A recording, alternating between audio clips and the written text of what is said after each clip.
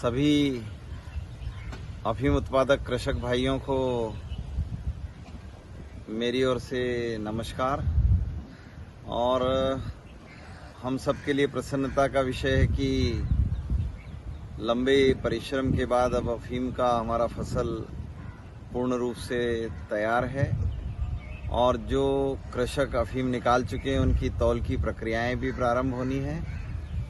और जिन किसानों के पास सीपीएस पद्धति के लाइसेंस हैं उनके मन में एक प्रश्न था। हालांकि सरकार ने एक विज्ञप्ति निकाला था कि 31 तारीख तक निरीक्षण की प्रक्रिया चलेगी।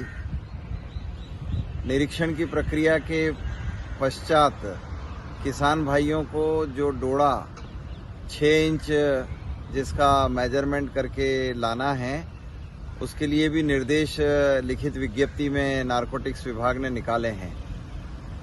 मेरा आप सब किसान भाइयों से आग्रह है कि किसी भी किस्म की गलत सूचनाओं पर ध्यान न दें। एक बड़ा स्पष्ट है कि जिन किसानों के नाम चयन के लिए निकाले गए थे, जिन गांवों में उन किसानों के चयन हो गए हैं, तो शेष किसान अपनी फसल अगर सूख गई है तो वो निकाल सकते हैं। सभी किसानों के चयन नहीं होना है। न तो मुखिया के न किसी अधिकारी के बहकावे में आप आए। अगर गांव में 5 किसानों का चयन करना था कि उन्होंने चीरा तो नहीं लगा लिया, उन्होंने अफीम तो नहीं निकाल लिया, और ये चयनित किसानों का निरीक्षण हुआ है। बाकी सब किसान अब स्वतंत्र हैं। वह स्वतंत्रता पूर्वक, जैसा पिछले वर्ष आपने सूखे हुए डोड़े निकाले थे, आपको पूर्ण प्रामाणिकता से निकले हुए समस्त डोड़े भारत सरकार के नारकोटिक्स अमले को जमा करवाना है। उसके लिए वो तारीख निश्चित करेंगे। और अगर आपकी फसलें सूख गई है तो आपको किसी का इंतजार करने की आवश्यकता नहीं है। आप और उन फसलों को अपने घर ले जाकर सुरक्षित रखें।